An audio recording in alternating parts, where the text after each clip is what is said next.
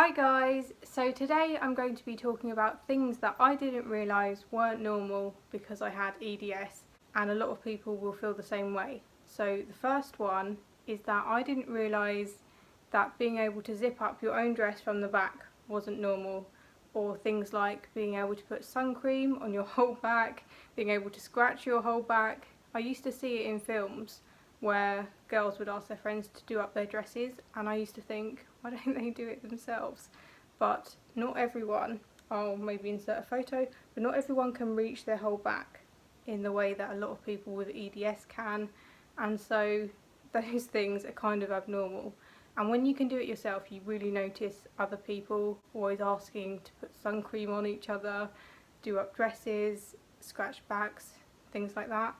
And that's never been a problem for me. The next thing that I didn't realise wasn't normal is a thing called W sitting. I'm going to insert either a photo or a video of me sitting like this, and basically this is actually meant to be quite an uncomfortable position to sit in. It's not the best for your joints. However, if you do have EDS, so for me it feels quite comfortable to sit like that. I don't notice any discomfort, it's not difficult. And actually some people can't even sit like that because they don't have the hypermobility or just that range of motion to do that. The next one that I didn't realise wasn't normal was joints popping and clicking constantly. So I did pick up that something wasn't right, because for both me and my brother it wasn't just occasional pops and clicks, it was so bad, it was so constant. We used to joke that we could never sneak out of the house because we were both so loud. I feel embarrassed because as a child I found it really embarrassing. So walking upstairs would be click, click, click, click, or like popping noises. PE, so like physical education at school, used to be really embarrassing for me sometimes. A lot of other children would be like, gosh, like you're so loud, and like, why are you doing that? Or some people would even say, what's wrong with you? And I'd be like, nothing's wrong, I don't know why it's doing that. But of course that does make a lot of sense now. And in line with that, and potentially could have been happening even back then, is that a lot of people with EDS will sublux their joints without knowing. So this means to partially dislocate. I found out I was doing this when I went to a specialised physiotherapist, and I've had physio now, so I'm better at it now. But when I started physio, I couldn't raise my arms fully up without subluxing my shoulders. I don't think my joints actually do that anymore because I was in physiotherapy for about 6 months working on tying up my hair without subluxing my shoulders, and it took 6 months for me to be able to strengthen the muscles to keep my shoulders in place to do that, and I've kept it up ever since and it's been so much better. But before I went to the physiotherapist, I actually didn't know that I was subluxing a lot of my joints. I went to the physio because I had some clear dislocations which were really painful, and I knew that I was dislocating, but then simple things like raising my arms and subluxing, I didn't even know it was happening. The next thing I didn't realise wasn't normal was local anaesthetic not working. So this is actually a really important one, and I wish doctors knew more about this, but for some people with EDS, local anaesthetic either doesn't work or you need a lot more of it to reach the desired effects.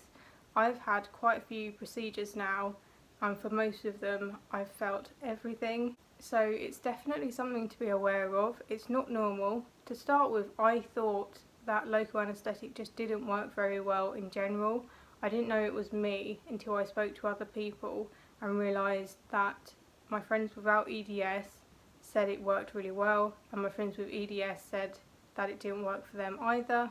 And there's also some medical literature on it now. So if you're going to get local anaesthetic for something, that could be worth mentioning. And the next thing is that I didn't realise that writing isn't supposed to hurt. So it's always hurt my hands. If you look now, you can see that I wear braces and ring splints to stop those joints subluxing and dislocating, and also just hyperextending. So for most people, writing doesn't hurt unless they write a lot, whereas for me it would hurt every time. These have helped, and I also have a really wide pen. I'll show you it because it looks quite funny, but I use this really big pen if I have to write, and that helps as well. But I've spoke to my friends who don't have EDS, and they all say that just writing stuff down doesn't hurt them. So and I will link a video up here for the braces and splints that I wear. I get a lot of questions about those, so you can check that video out if it would be helpful for you. The next thing that was a real problem for me in the past, and it has got better, was that I didn't realise that it was abnormal to put joints back in the morning. So I used to wake up and my hips would both be subluxed, and for some people it's not necessarily putting joints back, but it can be just joints popping a lot or clicking and clunking, I guess, when you wake up. When you go to sleep, your muscles relax, everything is looser, and so you're more likely to dislocate and sublux, or for things to shift slightly. So I would wake up and I would have to pop both of my hips back in. They weren't fully dislocated, but they were definitely subluxed. And then when I yawned in the morning, it would fully dislocate my left shoulder. And that's one of the things I was going to the physio about.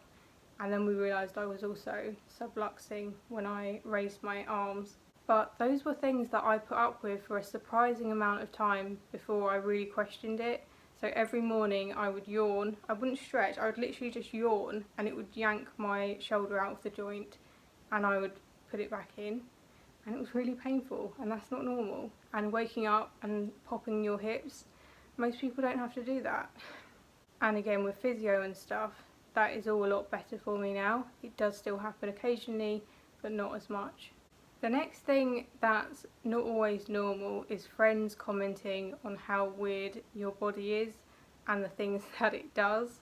So like I said, in PE I had a lot of people commenting on how clicky and all of the popping noises, and like, why is it so bad? Why is it so loud? Why is it so frequent?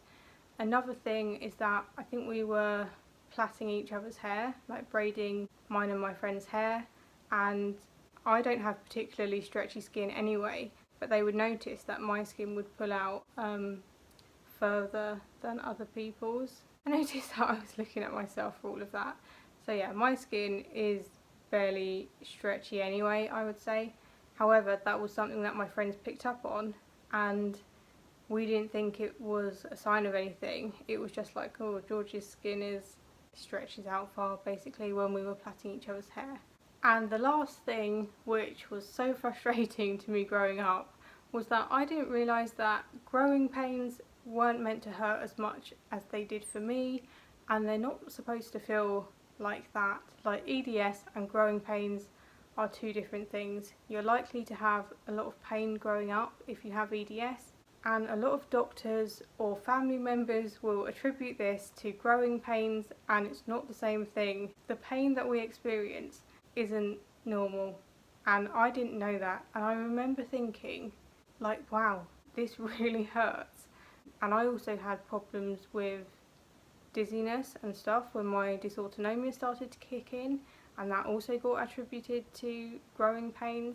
And they said that because I got taller and my eyesight level had changed, it was making me dizzy. So all of those little things that were put down to growing pains actually were EDS things, and growing pains aren't meant to be as painful as what a lot of us with EDS experienced. So I think that's everything. I actually had some help from my Instagram followers.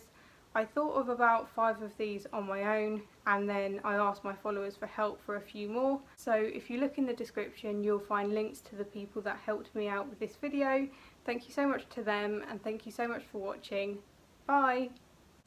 And I'm sorry if my voice was strange. I'm still adjusting to braces. Yeah, I'm hoping that it will get better soon.